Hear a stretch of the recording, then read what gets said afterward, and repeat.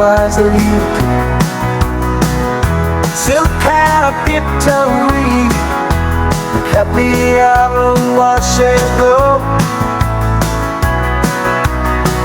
I see from I've been fixed in late and started to wear its teeth so can't. Kiss my love, kiss my love, kiss my love.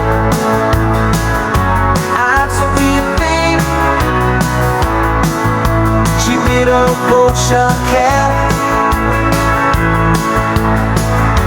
just to eat. She was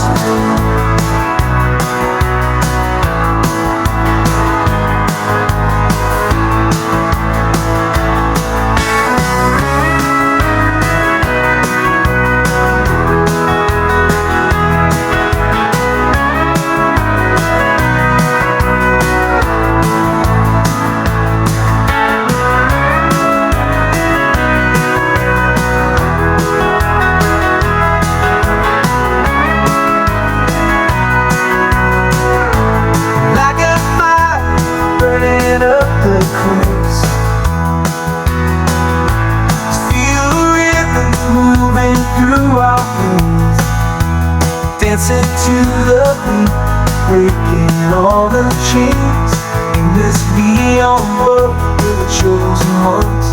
Every touch will come undone. Your eyes like my electric blue were like shooting stars, breaking through. No words needed, our bodies speak true. In midnight romance,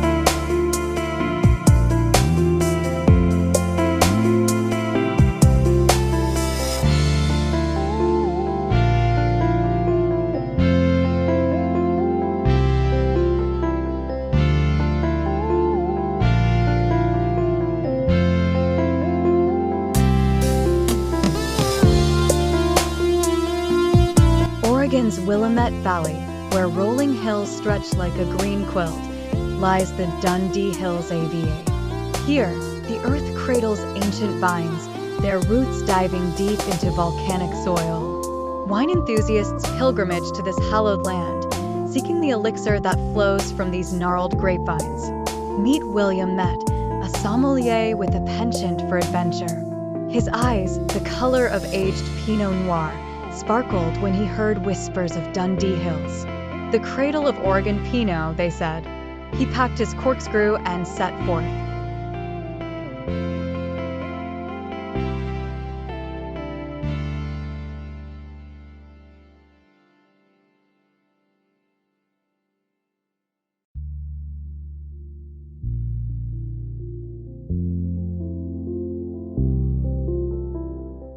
The Dance of Sun and Mist.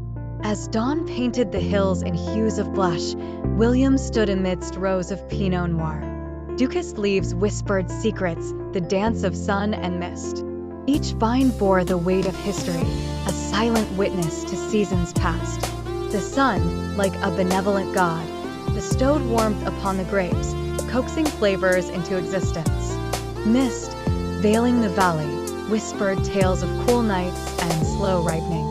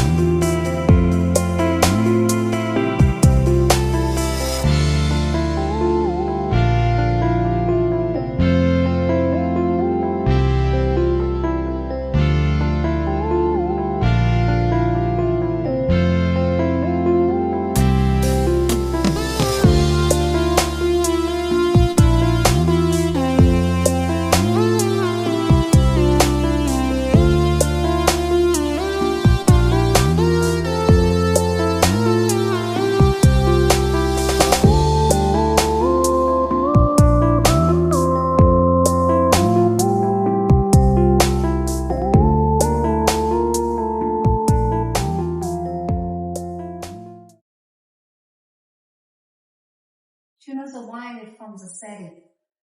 It calls the setting just like the name of the house. Is that A to Z? No. The label names the setting. Oh, the setting. So they have a Sauvignon Blanc. Oh, that's a Sonoma County.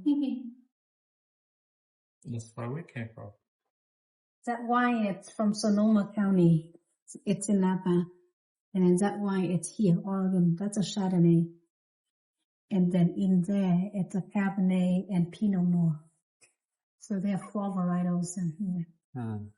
So there are 4 varietals. That's Chardonnay from here. And all these red wines are from here.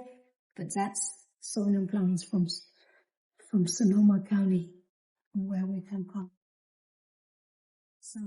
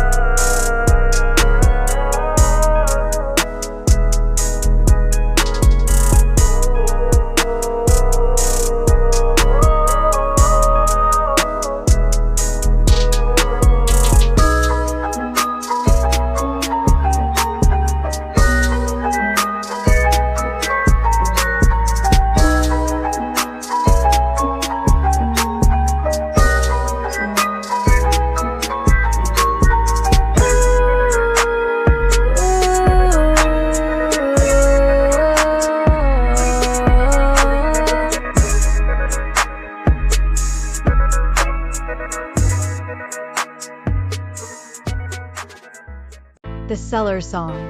At Dundee Hill Vineyards, William met Evelyn, the winemaker. Her hands, calloused from years of tending vines, cradled a glass of ruby nectar. "Listen," she said, "our wines sing stories." In the dim cellar, oak barrels hummed, a symphony of fermentation, patience, and artistry.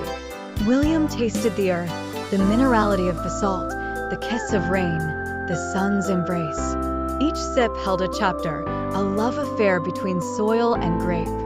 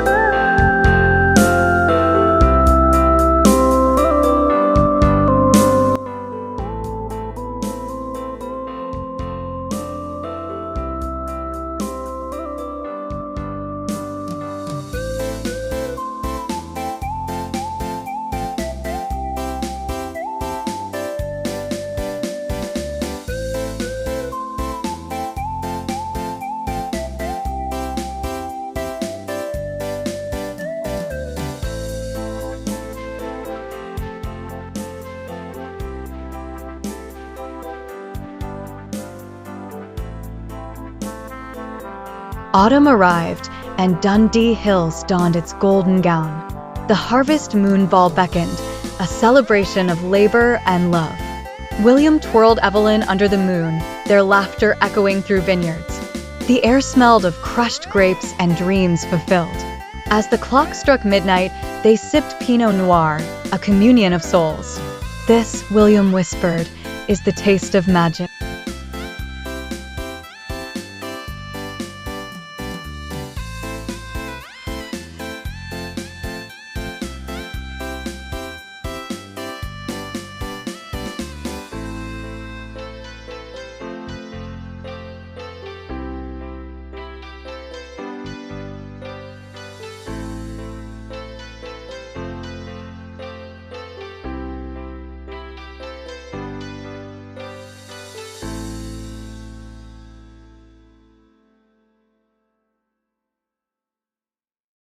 It's good. It's a little too addicting for me. I could eat it all day long. Oh, it's so good. Tastes like wine. Which one? Popcorn. Popcorn? You need the olive over here. I love Yeah, I love olive oil here. Me too. That looks delicious. This is the best treat of all the vineyard we've been out so far. One of them no one have nothing. The biggest one almost have nothing. Yeah. Now you see inside, they got some cheese and stuff.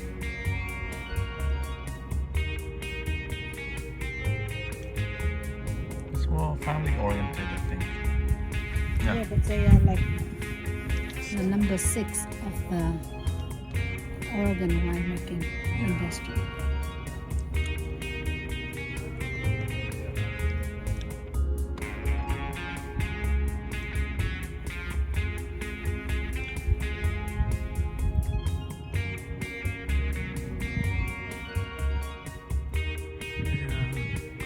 Olive ăn cái gì? Bằng tay hả? Ăn bằng tay không? Uống trước đi xong rồi để nó còn khô thì mới ra cho.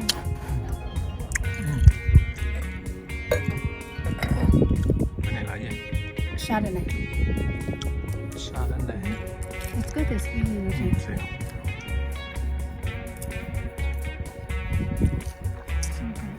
Yeah.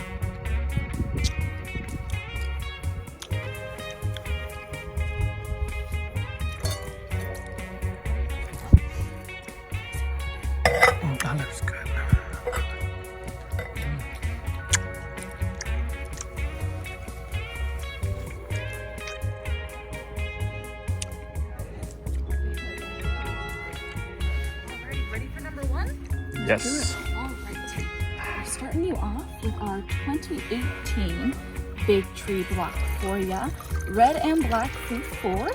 And it also has an interesting floral flowery component to it as well.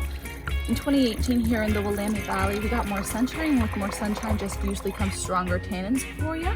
So it's going to kind of slap you in the face after that light, easy drinking Chardonnay. So bigger, bolder, fuller bodied for you today.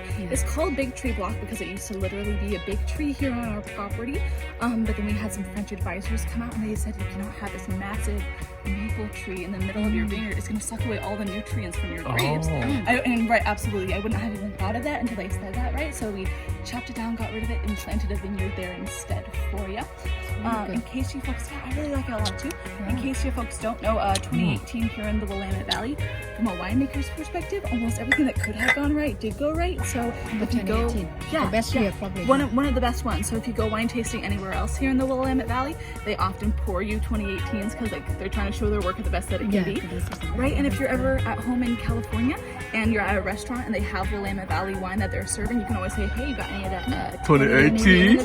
Right? Yeah. Because you know you're getting a higher quality wine for yourself, and it makes you sound like you know what you're talking about, which is great because with wine there's just so much to learn. So that was the best year of grapes, huh? One of them. 2012 was another whole year, and we think 2021 is going to be another like really awesome year. Okay. That's the end of my spiel. Did I do okay? Yeah, she's great. How big is the winery here? So on our acreage-wise, we're at about 95 here on our property, but we source from around 145 as a total. So we have a couple different properties that we source grapes from. So 95 on our property, source from around 145. Regarding cases, we make just under 100,000 cases. 75% of that is our evolution line, is our Tuesday night easy drinker evolution line, in comparison to our fine wines, which is about 25%. So lots of, we're cranking out a lot of wine. So the AVAs is then Dundee, right? Yes, we're on the Dundee Hills. Our property right now, we are on the Dundee Hills AVA. Absolutely. You're going to be trying some wine today that we made from the Yamhill Carlton AVA. So we were able to just like try that AVA today. And we have made some wines also in the Eola Amity AVA. And we do source a couple grapes from like the Walla Walla area as well. So we're all over the place because we make good wine everywhere, which is pretty awesome. So I'll let you sit back, relax, enjoy. Any other questions for me? No, so far If you think of them, I'll answer them. Yes, thank you. Cheers. I did twice. Không còn đắng quá. She have homework.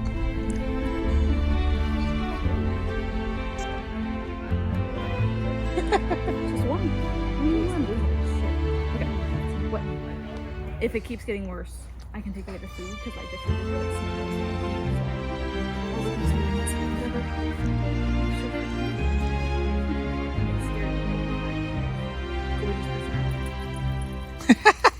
Thank you. Yes. So what did you think of that first Pinot Noir? What did you think? Good? Good? So, we're moving on to our library selection for you today, our aged wine for you. This is our 2014 Dundee Hills Pinot Noir for you today. Wow. It's an older one, so like the label is kind of different from the other ones. 2014. So the Dundee Hills Pinot Noir, it has kind of a classic basic sounding name because we just take a little bit from each Pinot Noir block on our property here on the Dundee Hills, blend it together so you just get a nice representation. Yes, absolutely. Different plums. You got mostly red fruit forward is kind of how this tastes, but instead of like fresh red fruit, you're going to aged red fruit, dried red fruit. Really well rounded, well balanced with age. So, oh, you know, That's good. That's good. the next one that you're gonna have is a 2021.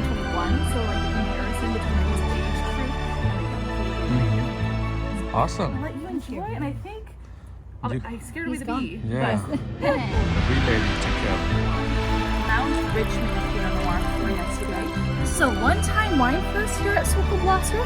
First time making it, last time making it, because it was a collaborative wine with Elk Cove, and they're located over in the Yamhill Carlton. Elk Cove is another one of those 5,000 ingredients that I told you about before. So we did this called the grape swap for you. So we traded some of our old vineyard Pinot Noir grapes for some of their Mount Richmond Pinot Noir grapes, right? And we've been collaborating with them since the 70s, and so we said, let's see what we can make with one another's grapes. And so for our first time making it, it turned out really nice. And normally if I were to pour you a 2021 a wine that's only been around for 2 years. He's like, you know, it tastes a little tight. All I taste right now is like it's youthful. It needs more time to get some more flavor in it. There's some really flavorful, silky smooth chocolate espresso tones in there for you. It's spicy. Yeah. We get the grapes from the Yamhill Falls in India. They're a completely different soil structure than we are here in the Dundee Hills. We're on Jory soil, which is just a snazzy way of saying a volcanic soil for you. They're on marine sedimentary, which is just a snazzy way of saying it used to be the bottom of the ocean that was brought up to the surface for all those floods thousands of years ago. So you're going to be literally comparing and contrasting top of a mountain volcanic soil versus this one, literally what was once the bottom of the ocean. And for me, I'm like, it's dirt. How big of a difference can it make? So I'll let you sit back, relax, enjoy this silky, smooth Pinot Noir. It's tasting really good young, and it's only going to get better as it ages, which is really exciting. So, How old is your oldest The wine. root? our oldest root? No more. Our oldest root, we keep the root stalks, we graft the top part. Okay. The root stalks, I think, are the same ones, quite possibly. So I would think maybe 20. 20? I think 20 Okay. would be the oldest that I can think of Okay. off the top of my head. I forgot the name of the winemaker current. The current winemaker. The current, her name's Robin. Let me get her last name. I just like, her name's Robin and I know her as Robin. Her last name has escaped me, so I'll grab that for you.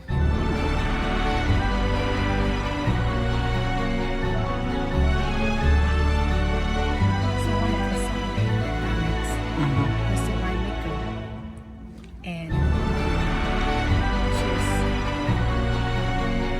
they step up and his sister Allison. So he's no longer the winemaker. So What is?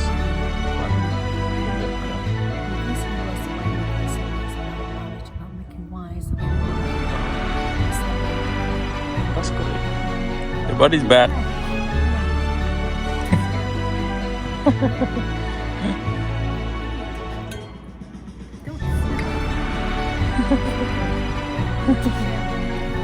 What were your thoughts on that 2021 hour? Yeah? I know. It's like that nice. This is our 2019 watershed block. This is your tasting. Called watershed block because it used to literally be a watershed before it turned into a vineyard here on our property. Wow. Yeah, it was just a building and then we got rid of it and planted a vineyard there instead. So 2019. 2019. We were founded in 1971. Yeah, absolutely perfect. Yeah, so dark fruit forward for you, blackberry, pomegranate, plum. We're ending the tasting with a bigger, bolder, fuller-bodied Pinot Noir. Dark fruit forward, some interesting spice tones in there, cinnamon, nutmeg, clove as well. So just like Wow. a big, bold one to finish the tasting off. And also, you folks aren't paying for anything, so. We took care of the tastings, took care of the snacks for you today. If you want to take any wine home with you, 30% off all bottles if you want to take them home. So I'll let you sit back, relax, and enjoy Yeah. that. Thank you so much. Yeah. Awesome.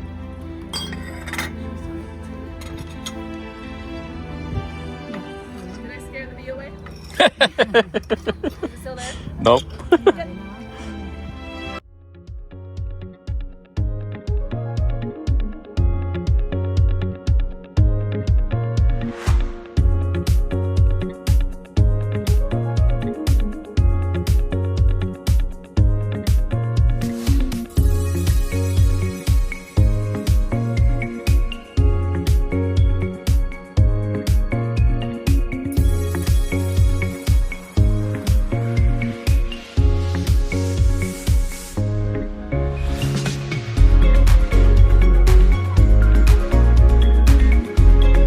This is from the Willamette Valley, and this is from Eola Amity Hills, so more specific.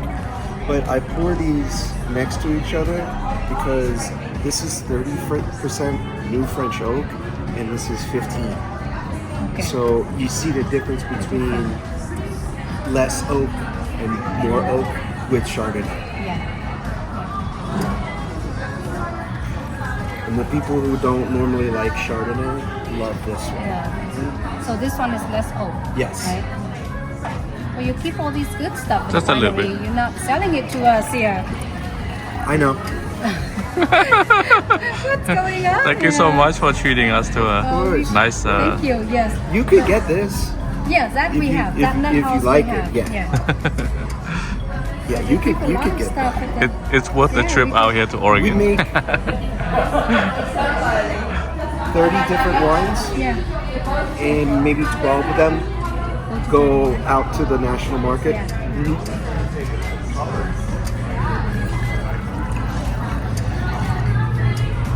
Well, our buyers need to do a better job here. It's not them. It's not It's what- us. We just don't want to sell it now. No. Okay. So to see the difference between the two styles, they're both from the same vineyard, and they're made the same way, just very, very different because of the grapes. Yeah.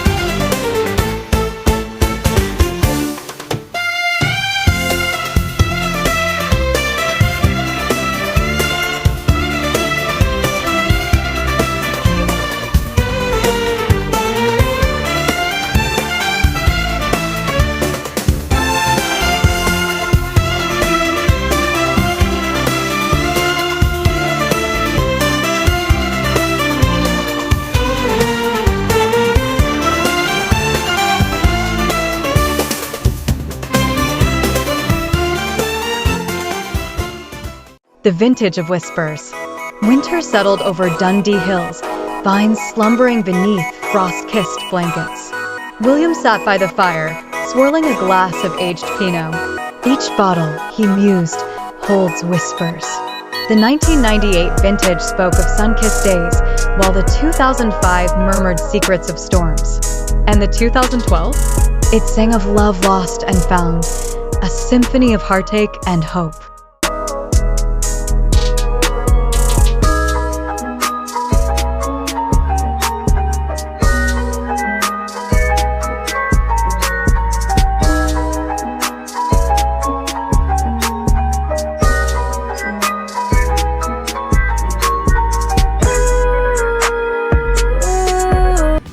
The very first place Pinot Grigio was ever grown in the United States was here in the Willamette Valley. So it got planted in the 70s at Irie Vineyard, up actually kind of near Newburgh. So this is the white grape the Willamette Valley has taken on as its flagship and its own. if you're a fan of the grape, we call it Gris instead of Grigio, as we do it more kind of the French, the Alsatian style. Some of the Grigios from like Italy are really sippy and acidic. We age ours sur lie, so with its yeast, to help kind of smooth it out and create a little bigger, fruitier profile, kind of like a liquid tangerine. And then I'm gonna grab the bag and we're gonna head out that door so I can show you the production. Oh, see the production, you see how the winemaker. So he was the winemaker, right? I think? Or Yeah, he was our very first winemaker. He actually just passed away in his sleep, unexpected heart failure in like his 40s. 40. So When was it? it was 95. 95, I think. Oh, Yeah. Yeah, he just went to sleep one night and woke up and didn't wake up. Yeah, but our claim to fame, kind of our point of pride of all the wineries in the valley, is Willamette Valley Vineyards was the very first crowd-funded and publicly owned traded winery in the nation. Really? Yeah. Wow. So our founder, his name is Jim Burnett. When he started the winery, he was 28 years old, and he had dropped out after a year of law school. Didn't have any money, didn't have a rich uncle, or hidden stocks in Microsoft, and so he figured, I need a way to actually be able to buy the press for the grapes and the barrels. And so he started going to wine festivals, and he'd look for the nicest cars he could find in the parking lot and snap a photo of their license plate, and then would go to the DMV. Granted, this was the 80s. Yeah, and get their address and write them letters. Wow. And say, I see you like wine. I want to build a winery in Oregon. I'll sell you a share for $1. How many shares can I sell you? Wow. back in the day, $1 is a lot. Yeah, and crowdfunded the winery. And so he used that technique of every time there was a new vineyard plot, or our new Domain Willamette out in Dundee, do a crowdfunding, do a public offering where people can buy stock in the winery, and it's now grown into 26,000 families across the nation owning a little part of this winery. Still Yeah. public? Oh, wow. Jim Burnett. And so when he moved on, he had 2 single wide trailers. One that was his home, one that is over on the crush pad we'll go check out. Mm-hmm. He called that his wine lab. Uh-huh. And he and his wife lived on top of the hill for 10 years. And after 10 years, his wife was like, Jim, come on, the company's been around for 10 years. It's about time we upgrade. Mm-hmm. And this is why you have to be really specific with him, because he turned around and bought her a double wide trailer. And after 5 years in that, yeah, Double. exactly. Double. Clearly, After 5 years in that, the tasting room was built. So all production's over here, tasting's over there, and then they're connected by the cellar underneath. The board of directors, when they built that portion out, built him a house up on top of the hill. They said it was a thank you for all of his hard work and dedication. We joke around that it's because the trailer lowered the property values. I'll let you pick which one you want to how long believe. is this building? So that one actually just got it did a remodel in 2013. So previously it had just been a giant open floor event space, mostly for weddings. And then 2011 they started doing a remodel to add in more offices, the tasting room, a full kitchen. So, and Dean Cox, the placard back there, he was our first winemaker. Oh, how's it going? Yeah. That's Jim Burnett, our founder. That's Jim. Yep. So he's the one founded. Hi, sir. Willamette Valley, right? Hi, I'm Jim. good. Could we take a shot with you? 50th anniversary as a winery. So Awesome, man. perfect timing to come on out. Yeah.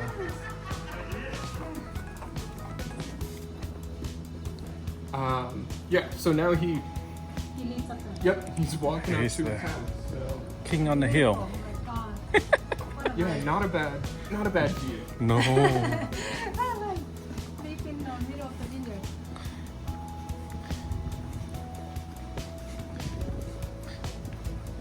It's pretty cool to see the CEO walk around, you know. Oh, he's so nice and down to earth, and he's a really big fan of the University of Oregon. He's an alumni. Yes, sir. I think I've seen him in his duck scarf and hat more than I've seen him in a suit. Wow. You know, just Yeah. Oh yeah, that's how. See, Mm. yeah. So this is our crush pad. So from all of our different vineyards, all of the grapes get brought in here, and then they'll go through. Under that wood roof is our press. So we'll press the grapes. If we're doing whites, immediately separate the skins from its juice. Red, we'll put them into. The tubs are hidden, but we do. Oh, there's one kind of on its side over in that back hanger. It just holds 1 ton of fruit, and so we let it ferment just in 1 ton, so we can track, you know, this is this row of this block from this vineyard. And then after fermentation's done in the tub, we'll move it into barrel and oak age it.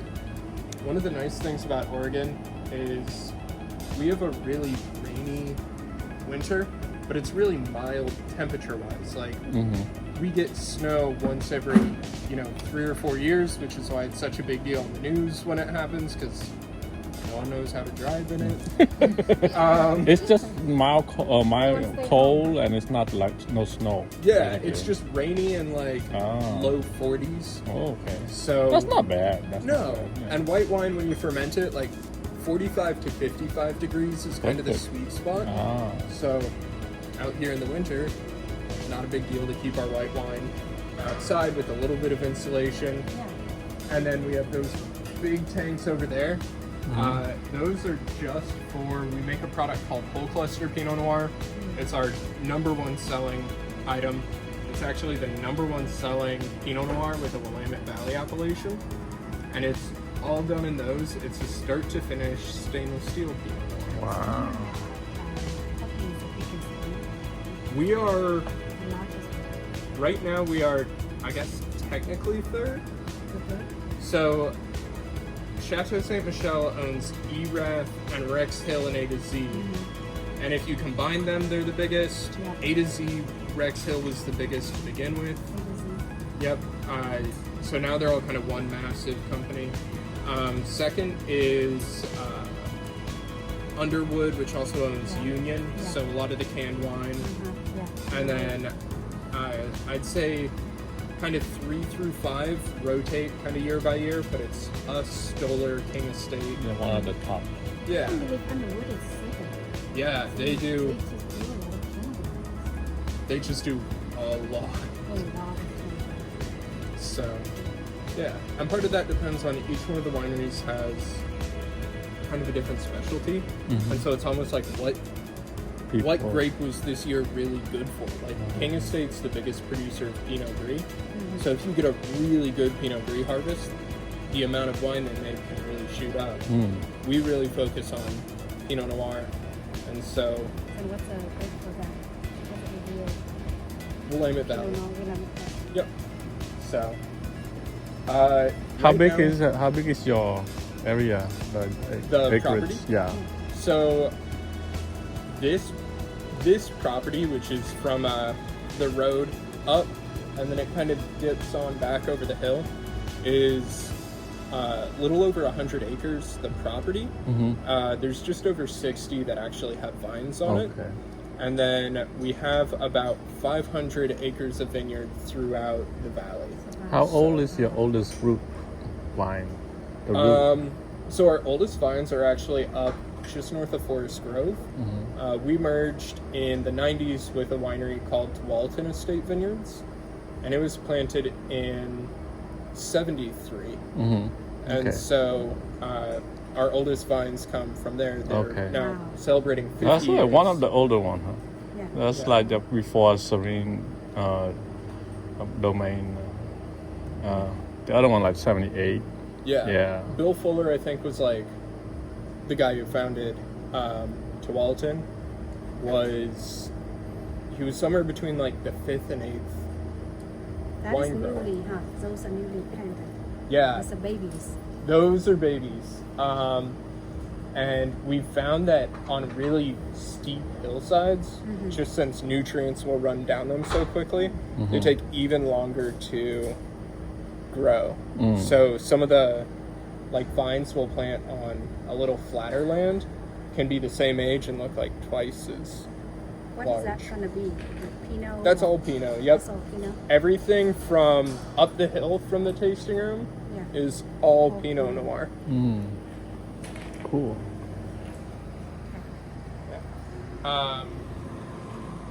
So we're making a white wine from a red grape. And the reason is all of the color of grapes is stored in their skins, not in the actual juice and pulp. And so when we bring our Pinot Noir in from harvest, we just gently press the grape about a third of the way in, so we break the skin as little as possible to get the juice out. And then immediately separate the skin from its juice. That's good. That's good. That's good. Well, in this, if you're a fan Is it a of... Chardonnay? It's Pinot Noir. Oh, Pinot Noir. If So you're clear, a huh? fan Oh my of god. champagne, the way you make champagne is you make Pinot Noir white, and then you blend it with Chardonnay.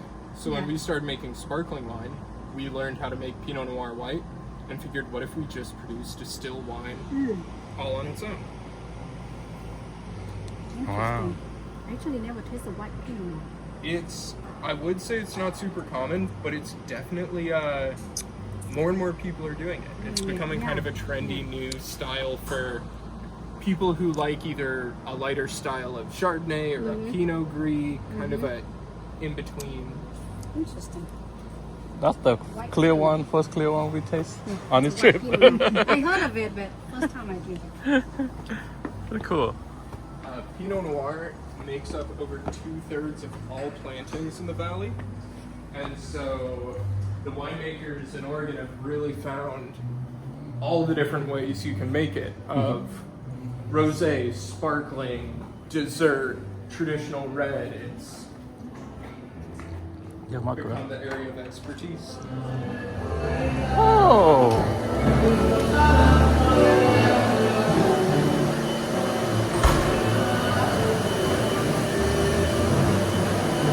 So this is the entrance to our cellar.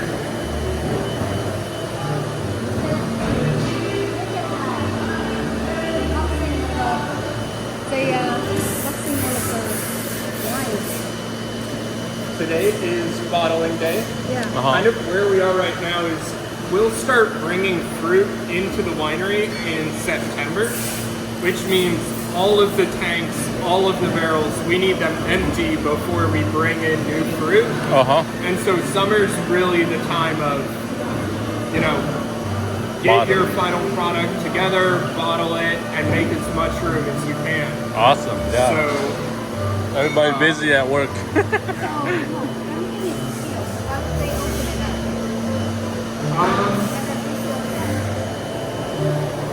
It could be either some kind of quality control.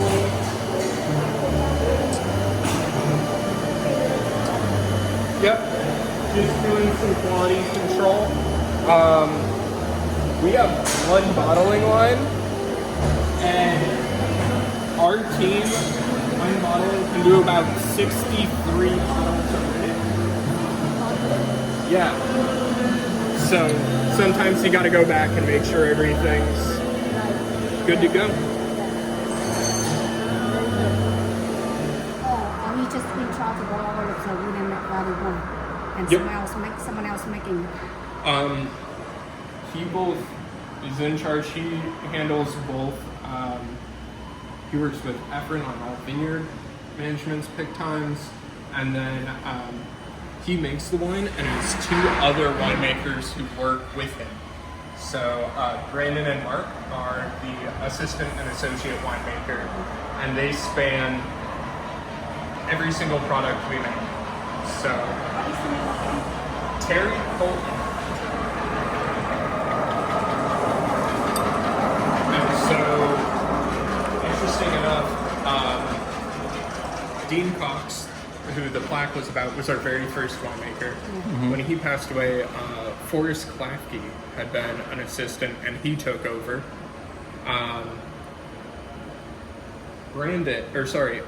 Terry was Brandon's cellar master, and so he oversaw all of the barrel regimen and the cellar work, and then he went off and traveled and made wine for a couple other wineries, just kind of learning different techniques. And then Brandon, our assistant winemaker, became a cellar hand and worked his way up, and Terry came back, and so together both of them have years of experience just in this. Yeah. When Terry first started, Willamette our Valley cellar is ended so popular. right there at that wall. It's a tunnel. We're gonna go to a tunnel. So it's grown just a little bit. Wow. Let me...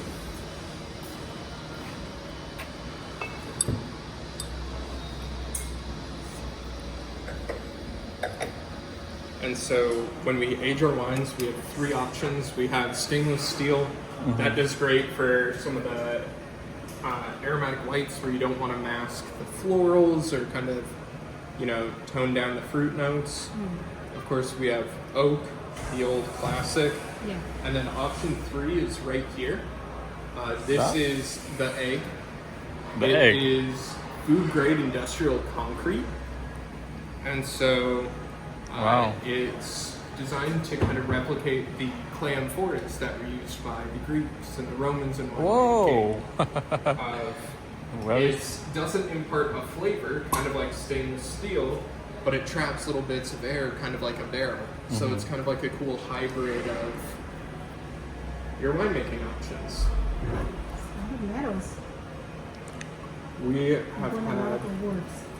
a very good winemaking team behind us. that's good. That's The good. wine Yeah. is very popular. So Willamette is very popular. So this is going to be our estate Pinot Noir. So this is our flagship wine. This is from our 3 oldest and original vineyards in the valley. The one here, Bill Fuller's out of Tualatin, and then our Elton Vineyard out of West Salem. I use this as kind of the example of what does the valley as a whole taste like.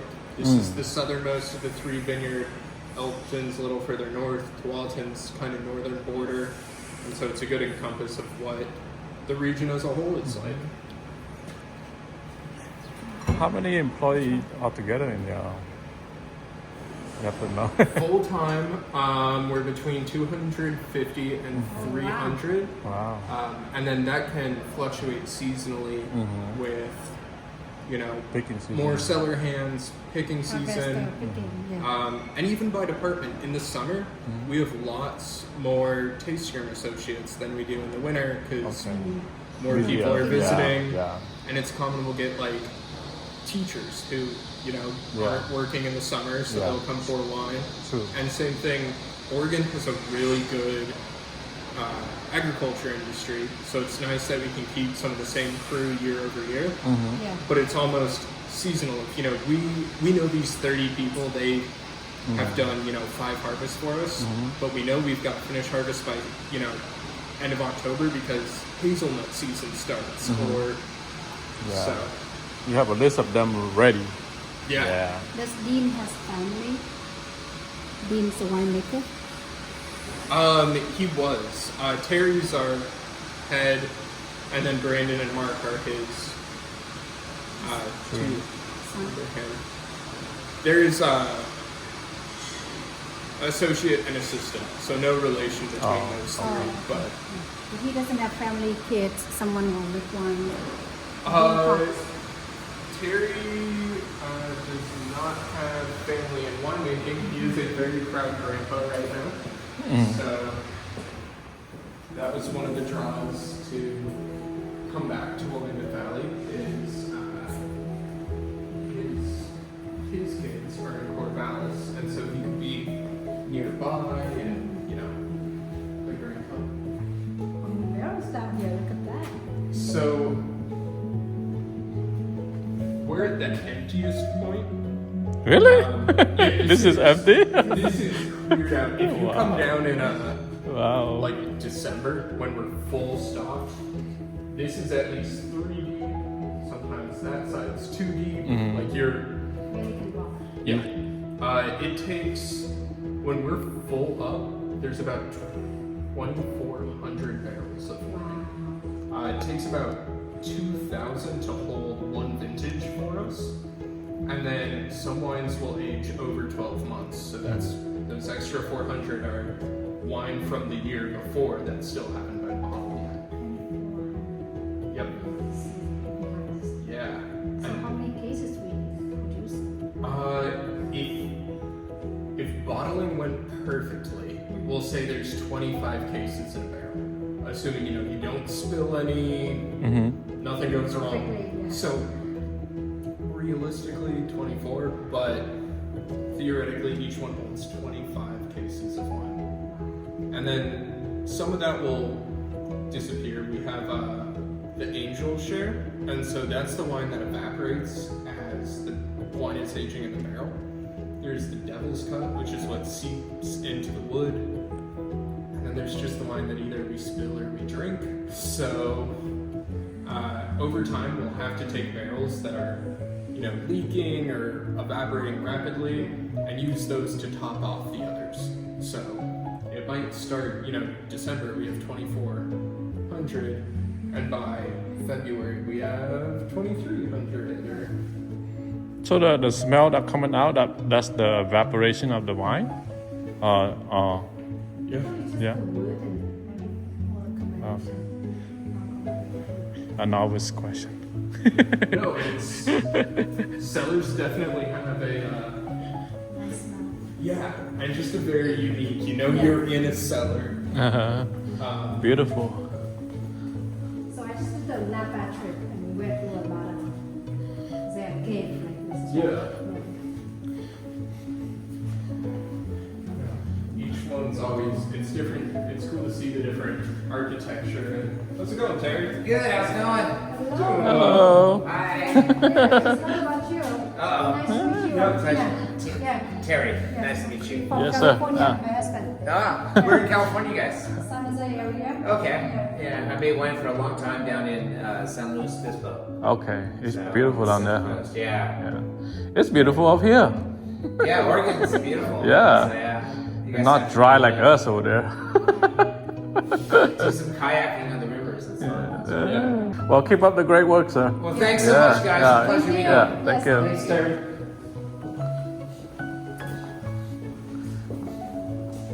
Oh my goodness. Yeah, it's in your bottle. Yeah. What they do is they'll take the bark, and the bark grows really thick. And so you peel off the bark, and you just take almost like a giant hole punch and punch your corks out. And then those will get put into the bottle. Or in some of the more modern corks, you can grind out the bark and kind of glue it together. Do you grow them randomly all over the place, or just this one? Just one. This was a dedication to one of our old winemakers. Oh, nice. Yeah. So, Cool. yeah. We'll hop on down to. Oh, it's a. Do you live around here too? Yeah. I grew up 3 miles north of here. So it's a beautiful place. I tried to run away, but when this is your hometown. You went to Napa? Yeah. So I went to the Chaparral. So it's on the bridges here. Yeah. So all the way on top of the hill and the view just like this. Beautiful. It's, you forget that you are 2 miles north or south of the capital city of Oregon. This is, It's like heaven, man. Yeah, we've got you can see the coastal range across from us, and then if you were on the other side of the hill, you'd see the Cascades. Cascade Mountain. Huh? Yeah, Oh. and then you can see the mountains kind of disappear right over there. That's where the Van Duzer corridor is, which is our gap in the coastal range. So it's kind of like how Sonoma has the Petaluma Gap. Yeah. We've got the Van Duzer corridor. Very similar effect of let all those ocean winds come in. Uh-huh.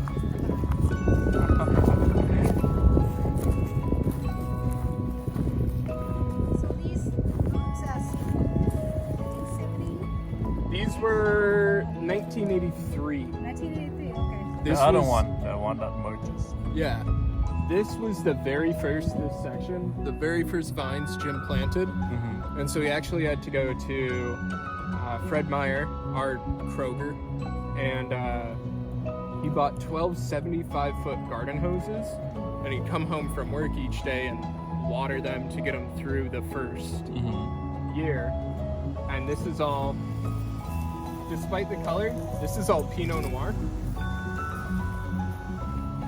Pinot Noir. These vines grow differently. Yeah, you can grow them in different shapes to help with different things. So if you've been to somewhere really windy, you'll notice the vines are like On the bottom. knee high. Yeah. And then the grapes is all the way down. Yeah. And if Hanging you down and the leaf all in up there covering. exactly plant them really low, and if you're in a really windy area, the wind can't knock them around as much. But here we don't have as much wind, but we're higher up, and so frost is a concern. Oh. So by planting the vines higher up, if we get frost, it's less likely to hit the grapes. It's not touching the Like grape. one of the place they were so close together. What is it Yeah, called? like 3 feet. What was what's that one? The first one? Drew Hill? That's a twin, yeah. Oh, yep. Yeah, that was so close, like 3 feet from each other. Yeah, Druin's a super cool winery. They have both you've been, so yeah. you've already heard about the French and Oregon winery, But it's cool. Each place have their own unique, you know. Yeah. And you guys special too. So in about 1 to 2 weeks, these will go through what we call veraison, which is the color change. And right now they're still kind of small and hard. And the nice thing about when they're like this is they're pretty hard to damage. Once veraison starts, they become a lot more susceptible to rot, sunburn, rain. Okay. And so So we have once to we harvest start, them in time, huh? yeah, once we see the color turn, that's when everyone starts holding their breath, and we can tell you what, like, here's how the vintage is looking. Like up until now, we can be like, it's going to be a big vintage or a little vintage. But once the color turns, we start tracking, you know, what's the temperature, how many times has it rained, and that's where we can say, like, this is going to be a really good vintage, or maybe a So. yeah. Interesting. How, do you have like a specific person go around and check them, and how often? Yeah. What do you call them? What do you? Viticulturalist. Viticulturalist. Okay. Yeah. And we have a whole team. So Efren oversees anyone. If you're gonna touch the vines, Efren's your boss. He's the one who oversees everything. And so we have people who will go through and do estimates of how much fruit do we have on the vine.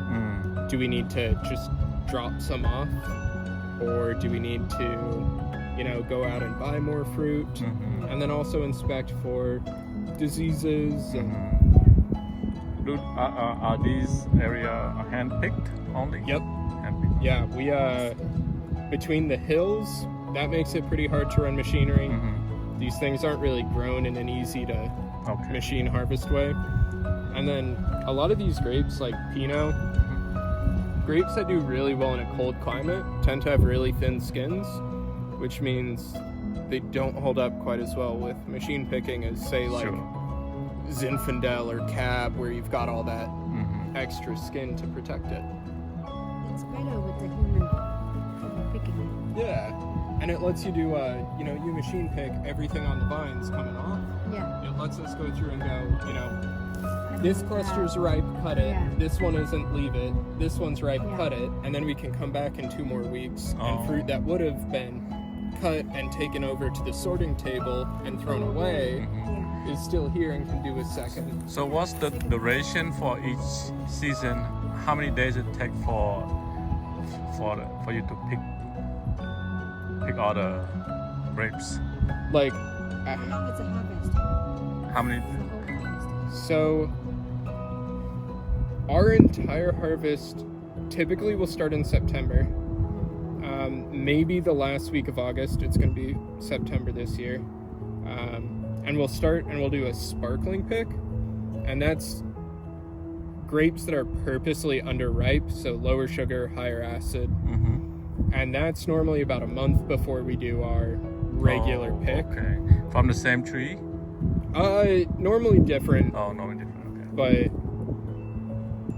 but typically, like, if we were going to do all of the Pinot Noir on our property, like this property, they're probably getting through it in like 3 days. Oh, 3 days. It's That's what I was. lots of fruit being brought in, but grapes ripen at different times.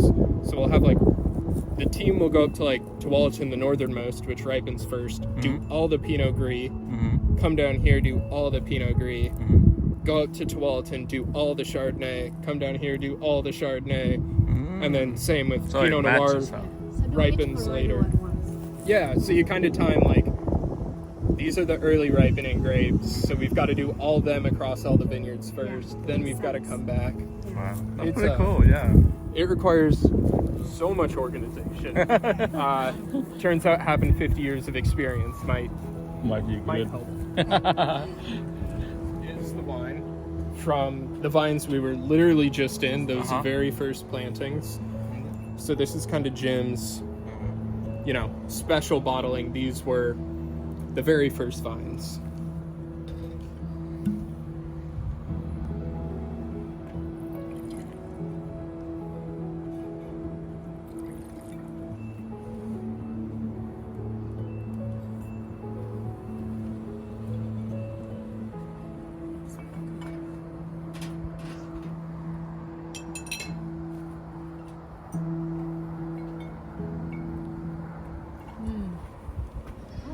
Beautiful. Sparkling, isn't it?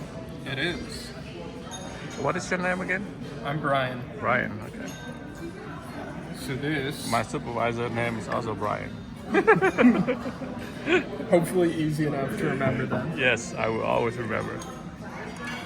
And thank you so much for taking us around, You did an awesome job. traveled a long way. Yeah. So thank you. This is from that new winery you drove past. This is our Oh. domain Willamette. Okay. So it's our sparkling wine.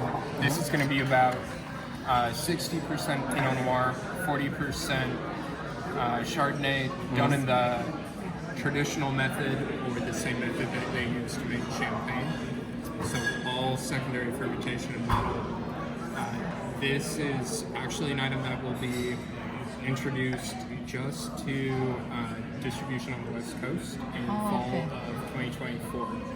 So our goal is to have this ready for the holidays. Yeah. Awesome. 2024 holiday. Yeah. Thank you. Enjoy. Good. Let me know your how thank you. everything tastes, and I'll be back. We have some.